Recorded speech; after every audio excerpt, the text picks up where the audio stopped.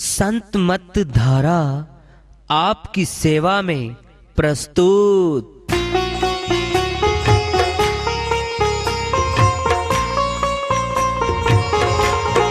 जो चाहता है प्रभु प्यारा वो आओ संत मत धारा। भक्ति भेद बता कर सारा वो कर दे भव के पारा। जो चाहता है प्रभु प्यारा वो आओ संत मत धारा। भक्ति भेद बता कर सारा वो कर दे भव के पारा। जो चाहता है प्रभु प्यारा।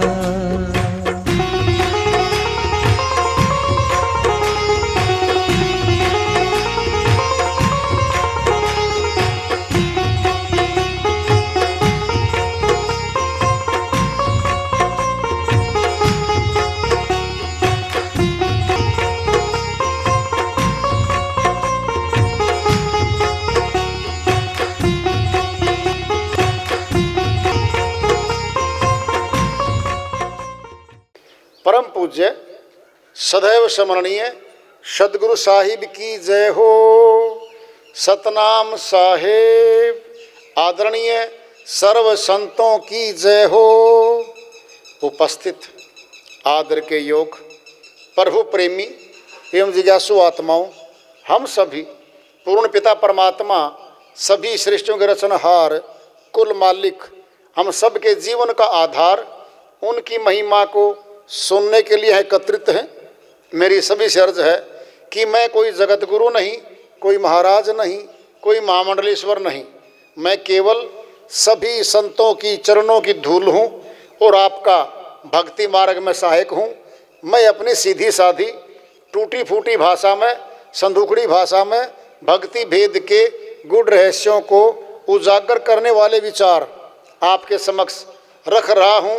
यदि अच्छे लगे अपनाएं, नहीं तो गैर जरूरी समझकर विसार दें। कबीर साहिब की श्री वाणी आ रही है, भजन के माध्यम से लेते हैं। साहिब अपनी श्री वाणी में फरमाते कोई दम कर लो गुजारा, हम ना किसी के कोई ना हमारा। कोई दम कर लो गुजारा, हमें ना किसी के कोई ना हमारा। कोई ना हमारा जी, कोई ना हमारा। कोई ना हमारा जी, कोई ना हमारा। कोई दम कर लो गुजारा। बालू की भीत पवन कैसी गारा, बालू की भीत पवन कैसी गारा। जिसमें रहता पंछी बोलनहारा। पंछी बोलनहारा जी, पंछी बोलनहारा। पंछी बोलनहारा जी, पंछी बोलनहारा। कोई दम कर लो गुजारा, हमें ना किसी के कोई ना हमारा। रह गई भीत पिघल गई गारा, रह गई भीत पिघल गई गारा। उड़ गया पंछी, उड़ गया पंछी बोलन हारा। बोलन हारा जी, बोलन हारा। बोलन हारा जी, बोलन हारा।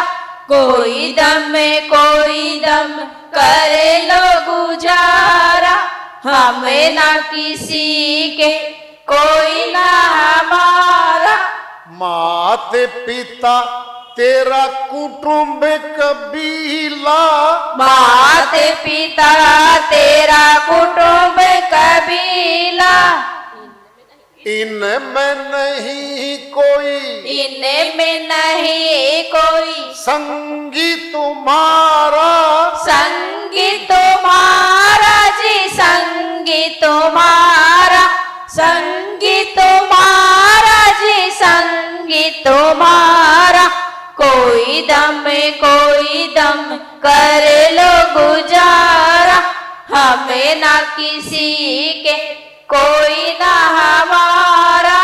कहीं कबीर हमने किया है विचारा, कहे कबीर हमने किया है विचारा, एक दिन होना है, एक दिन होना है दुनिया से न्यारा, दुनिया से न्यारा जी, दुनिया से न्यारा, दुनिया से न्यारा जी, दुनिया से न्यारा। कोई दम कर लो गुजारा, हमें ना किसी के कोई ना हमारा, कोई ना हमारा जी, कोई ना हमारा, कोई ना हमारा जी, कोई ना हमारा। कोई दम कर लो गुजारा। श्रीवाणी आई है साहिब की, चेतावनी की है, उन्हीं की दया से अनुवाद कर लेते इसका। दम मैंने श्वास, क्या है हमारा गुजारा? श्वास। भोजन तो बाद में है, श्वास नहीं है तो फिर भोजन किसका कराओगे हम? पहले श्वास है। कोई दम कर लो गुजारा। श्वासों की पूंजी है क्या? ये श्वासों का तेल भर रखा है हमारे अंदर, मस्तक में ज्योति जल रही है, ब्रह्म ज्योति है वहां पे। ब्रह्म ज्ञानी ब्राह्मण मस्तक में टीका लगाते हैं, क्यों? यहां पे शक्ति का केंद्र है, इसका नाम है आत्मलोक, सुरतलोक। इसलिए हमारे श्वास मस्तक में रखे। क्या यहां पर कुंभक, पूरक, रेचक, प्राण की 3 गति हैं। कुंभक मैंने घड़ा, मस्तक में जो श्वास को रोकते हैं तो वहां घड़ा है, वो कुंभक है। रेचक बाहर छोड़ते हैं, पूरक पूरा करते हैं। नाम ही है कुंभ। कुंभ मैंने घड़ा, फिर घड़े में तो श्वास रखे हैं और 9 द्वारों में टपक रहे हैं, एक एक बूंद करके टपक रहे हैं, खर्च हो रहे हैं। माता पिता ने श्वास नहीं दिए थे हमें, और कोई दुकान नहीं श्वासों की, बाजार में कोई मोल खरीद लेगा। ये तो ऊपर से आ गए। और सुनना है, हमें भी नहीं पता ये पूंजी कब खत्म होगी, कहां खत्म होगी। पूंजी तो है। कोई दम कर लो गुजारा, हम ना किसी के, कोई ना हमारा। बताओ कितने दादे चले गए, अपने दादियां चली गई, पति पत्नी का जोड़ा बन के आता है। पहले यहीं से सोच लो। प्रथम तो माता पिता अपने वहीं पे ले लो। माता पिता से प्रिय बच्चे को कोई नहीं है, सब कुछ हमारा वही है। जब तक माता पिता से अलग शक्तिशाली कोई नहीं आएगा, माता पिता से मोह भंग नहीं हो सकता हमारा। 21-22 वर्ष के हो गए हम, 22-24 वर्ष के हो गए, शादी कर दी माता पिता ने, धर्म पत्नी घर में आ गई। अब कौन होगी निकट? धर्म पत्नी। माता पिता पीछे गए, कहां खड़े हैं? पत्नी के पीछे खड़े हो। समझ लो पहले। अरे जो पति पत्नी बात करते, कमाई करते, जोड़ते, जो रखते हैं, माता पिता को बाद में बताते हैं, वो पहले सलाह करते हैं।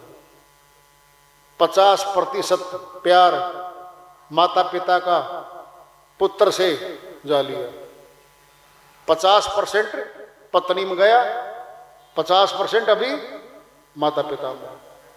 बच्चे पैदा नहीं हुए अभी, अब बच्चे पैदा हो गए, 2 बच्चे पैदा हो गए, 25% बच्चों में गया आ गया, 25% पत्नी का भी कम हो गया। सोच लो, कम होता, बिल्कुल कम होता जाता है। ये तो अपने सामने है। अब आ जाओ, माता पिता तो अपने से बड़े हैं, जाएंगे, तय कर रखा हमने कि जाएंगे हमारे से पहले। अलग बात है हम पहले चले जाएं, एक रस्म रिवाज तो ऐसी है कि वृद्ध होते होते ये पहले जाएंगे। अब आगे पति पत्नी पे निकट का रिश्ता, 30 वर्ष, 40 वर्ष, 50 वर्ष ये जोड़ा कई बार इकट्ठा रहता है, बहुत बार इकट्ठा रहता है। अब सोच लो, कर्म खाता है इनका साथ देगा दोनों का, पाप कर्म हो चाहे पुण्य कर्म हो, दोनों सलाह करके करते हैं। और नहीं, अगर पति करके आएगा ना तो आगे पत्नी को बताएगा ये पैसे इस चीज के लिए आओ, साझेदार दोनों, इतना निकट का रिश्ता। और सनातन में तो आता है 7 जन्मों का साथ है।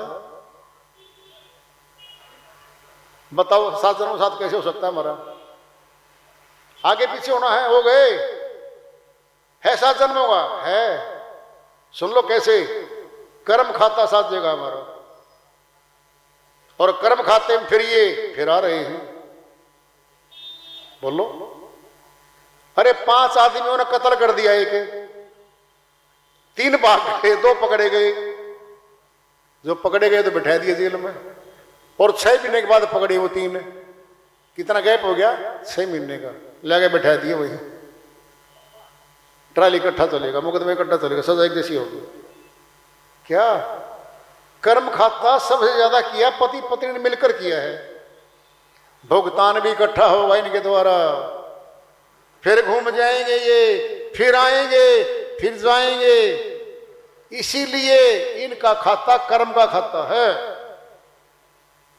बोलो, 5 जनों ने मिलकर चोरी कर ली, 1 पकड़ा गया, 4 भाग गए।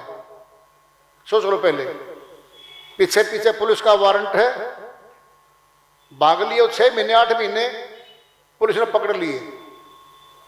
उसी केस में, उसी FIR में नाम है, उसी जेल में बिठा दिया पकड़ के। बोलो, कर्म साथ जगह था, इकट्ठा कर दिया, फिर ये कर्म खाता रहे। अरे 60 वर्ष 50 वर्ष तक भी इकट्ठे रहते हैं। और सुनना है, सुनो ध्यान से बात, बेटी बाप के 22 वर्ष 23 वर्ष 24 वर्ष चली जाएगी करके, कभी अपना मन नहीं लगाती बेटी कि मेरा है, ये सोच के करती है। वेतन भी देगी ना, 3-4 वर्ष कमा के जाएगी, माता पिता को दे रही है, मेरे खर्चे पे लगा देंगे। उसका उस परिवार में कर्म खाता कोई नहीं है। सोच लो, आगे जाके शुरू होगा उसका खाता, वहां अपना बनाएगी। ये पैसे आ गए, अपना पलौट लेंगे। अब पति के साथ मिलके अपना कर्म शुरू, अपना खाता जमा और माइनस होने लग गया। ये इकट्ठा कर्म, ये भी नहीं रह सकते इकट्ठे, ये भी अलग अलग जा रहे हैं, जा चुके या जाने के लिए तैयार खड़े हैं। कोई आज गया, कोई कल गया, कोई जावन हार तैयार खड़ा नहीं, कायम कोई मुकाम। यहां चिरकाल से यही रिवाज रहा, यहां का रिवाज है, नाम है मृत्यु लोक। जीवन लोक नहीं है, ये मृत्यु लोक है। मौत भागती फिरती है, गोटियों की तरह तोड़ती मनुष्यों को, गोटियों की तरह। अभी दुर्घटना घटी, एक ट्रक उल्ट गया कार पे, 500 खत्म, इकट्ठे खत्म भाई। और पता है मौत है। रेशो निकालोगे, जवानों की ज्यादा हो रही है। पूछो क्यों? अरे घर से बाहर कौन निकलेंगे? गाड़ियों में, कारों में, हवाई जहाजों में, फैक्ट्रियों में कौन जाएगा? जवान। जितनी भी एक्सीडेंट होते हैं ना, जितने ज्यादा एक्सीडेंट होते हैं, 80% जवान जाते हैं। फिर ये क्या गारंटी है कि फिर दोगे हम, फिर जाएंगे? नहीं भाई, जवान जाने लग रहे, फिर नंबर तो अपना भी लगा हुआ है। बालू की भीत पवन कैसी गारा, राजस्थान में बालू रेता है, उसकी दीवार बना के, छप्पर डाल के मकान बना लेते हैं। तूफान आता है, इतना जबरदस्त तूफान होता है वो, जो रेता है ना, एक कण, 2, 3, 4, धीरे धीरे सड़क सारा निकल जाता है। क्या है वो? अपना तन, मनुष्य का। ये बालों की भीत है, कभी भी गिर जाएगा ये। कौन बैठा है इसमें? जिसमें बैठा पंछी बोलनहारा। देखो आप, बोलने वाला दिखता नहीं है, कहां से बोल रहा है? होंठ, जिह्वा, गला प्रयोग हो रहा है। माइक के पीछे वक्ता बैठा है, माइक नहीं बोलता, वक्ता बोल रहा है। होंठ क्या है ये? माइक। वक्ता कौन बैठा? ऊपर बैठा है, वक्ता बोल रहा है। समझ लो पहले। अरे कौन निकलेगा? वक्ता निकल जाएगा इसमें से, बोलने वाला निकल जाएगा। जब बोलने वाला निकल जाएगा तो जो ये मकान, बढ़िया सी कोठी, ये महल है जो, ये निष्क्रिय हो जाएगा। अपने घर के आदमी चारों तरफ इकट्ठे हो जाएंगे। उठा लो भाई। क्यों भाई, क्यों उठा ले इसको? जी गया। कौन गया भाई? फला व्यक्ति गया। अब 2 हो गए। नाम जिसका था वो तो आत्मा का रखा था, शरीर अब अलग है। 2 हो जाएंगे, मौत पे 2। किसका शरीर है ये? ये राम सिंह का शरीर है। तो राम सिंह कहां गया? वो तो गया जी। नामकरण आत्मा किया जाता है। शरीर की तो पहचान है कि फला व्यक्ति है। जब मौत हो जाएगी वो अलग हो जाएगा, शरीर अलग हो जाएगा। हमारे सामने होते हैं, हम ही खुद लकड़ियों में, सनातनियों में इकट्ठी करके दाह संस्कार करके राख बना देते हैं उसको। मुस्लिम ईसाइयों में सीधा ही मिट्टी में दफना देते हैं। जरा सच बताइए, इतना अच्छा शरीर है, अपना नातीदार है, चाहे तो अपना पिता हो, चाहे माता हो, चाहे पत्नी या पति हो, क्या मिट्टी में मिलाना चाहिए उसको? सोचो कभी। जिंदे को मिला के दिखा दो, कत्ल केस दर्ज हो जाएगा। सोच लो, सजाए मौत या उम्र कैद सजा है। हाँ, मृत्यु हो गई है, वो जा चुका है, फिर दाह संस्कार हो जाएगा उसका। अरे आत्मा के निकलने के बाद दाह संस्कार किया उसका, फिर सार वस्तु तो हमारे अंदर आत्मा थी, उसमें तो थी आत्मा, निकल गई, फिर हमारी तो आज जिंदा है, हम तो बैठी भीतर। क्या अपनी आत्मा से मिल ली है? अरे जिसके कारण पति बने बैठे, पत्नी बने बैठे, सेठ साहूकार बने बैठे, राजा बने बैठे, आत्मा निकल जाएगी तो मिट्टी का थैला है, नाम रखेंगे मुर्दा, डेड बॉडी है ये। फिर अब तो सब एक हो गए। जिंदा जी तो एक नहीं है, राजगद्दी पे राजा बना बैठा, बोलो। अधिकारी दफ्तर में बैठा, किसान खेत में खड़ा, आत्मा के निकलने के बाद चाहे शरीर राजा का हो, चाहे रंग का हो, चाहे किसी का हो, नर्तक शरीर है वो। जब पोस्टमार्टम होता ना, वहां पर डेड बॉडी उसका परीक्षण होता।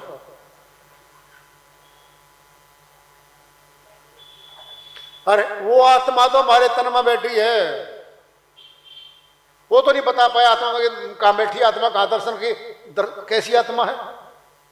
हम तो जिंदा हैं। चलो सुनो, पहले एक सेठ जी हमारे को 20 लाख रुपए महीने के मनी ऑर्डर भेज रहा है और हमारे पास नाम से आ गए, पैसे हमने ले लिए, हर महीने आ रहे हैं। क्या हमारा दिल नहीं करेगा ये जो मनी ऑर्डर भेजे भाई, इसके दर्शन तो कर लो। क्या मतलब है?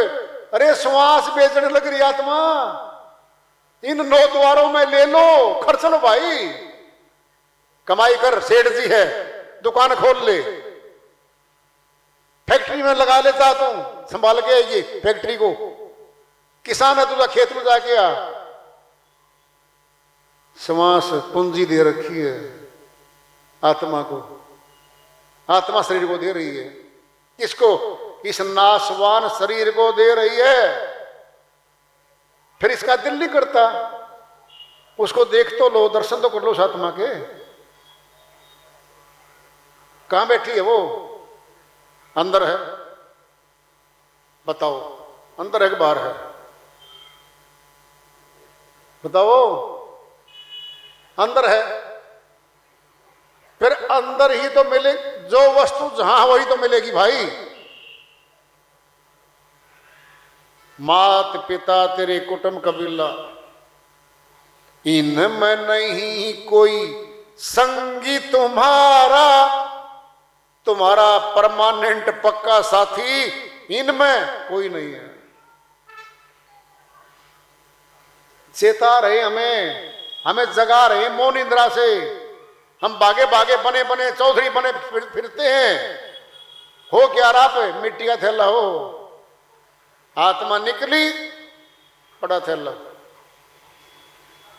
कहें कबीर हमने किया है विचारा, एक दिन होना है दुनिया से न्यारा। दुनिया से अलग हो जाएंगे। पहले गांव में, शहर में वन होते थे बड़े बड़े। गांव और शहर से बाहर, आबादी से बाहर वन में ले जाके दाह संस्कार किया जाता था। अब क्या हो गया? आबादी बढ़ गई, वन काट दिए मनुष्य ने, ज्यादा खेत बना लिए और खेत भी कम हो रहे हैं। अब तो रोड पे रोड, फैक्ट्री पे फैक्ट्री, मकान पे मकान, आबादी पे आबादी। जमीन थोड़ी रहती जा रही है, आबादी बढ़ती जा रही है। फिर भी उस घर से निकाल लेंगे उसको और दाह संस्कार के स्थान पे ले जाएंगे। बस न्यारे हो गए भाई। क्या दुख नहीं होगा न्यारे होते समय? बोलो, होगा ना? कि दुख ना हो, क्या उसकी दवाई नहीं चाहिए हमारे को? पैर में चोट लगी है, दुखी हो रहे हैं हम, डॉक्टर के पास गए, मरहम पट्टी भी करवाई, गोली भी खाई, दर्द कम हो गया। इसमें पीड़ा होगी हमें मरने पे, अपना मरेगा कोई। जब पीड़ा होगी फिर दुख है, तो फिर दुख का इलाज नहीं कराएंगे हम? करवाना चाहिए। ये महादुख है, दुख नहीं है ये महादुख है। बोलो, अरे जितनी भी कमाई है, जितनी अपनी चाराजोई है, अपने शरीर को ठीक रखने के लिए है। भोजन टाइम पे ठीक मिल जाए, मकान बढ़िया हो, सेफ्टी मिल जाए, बाहर जाएं तो व्हीकल गाड़ी हमारे पास हो, पैसे जेब में हो, जो चाहे खरीद लाएं। फिर हम यही तो चाह रहे हैं। इसका आधार तो हमारी आत्मा है। फिर आत्मा से मिलते क्यों नहीं है? कब मिलेंगे? फिर क्यों मिलेंगे ये सोच लो पहले। क्यों मिलेंगे भाई? बता दे क्यों मिलेंगे? बोलो। अविनाशी परमात्मा से मिलना चाहते हैं हम। जो सबका पिता एक है, जो आवागमन के चक्कर से हमें निकाल के अपने पास सुख शांति आनंद धाम पे रख लेगा और हमारा दुख सदा के लिए मिट जाएगा, वो भक्ति करने से होगा। भक्ति का संबंध भगवान से है। सामने भगवान होगा, भक्ति बीच में डोरी है तो भगत है हम। सामने ध्येय है, बीच में ध्यान है तो ध्याता है हम। सामने भगवान तो आया नहीं, फिर भक्ति भी नहीं शुरू और हम भगत भी नहीं है। समझ लो अच्छे से। एक मिनट रोक लो।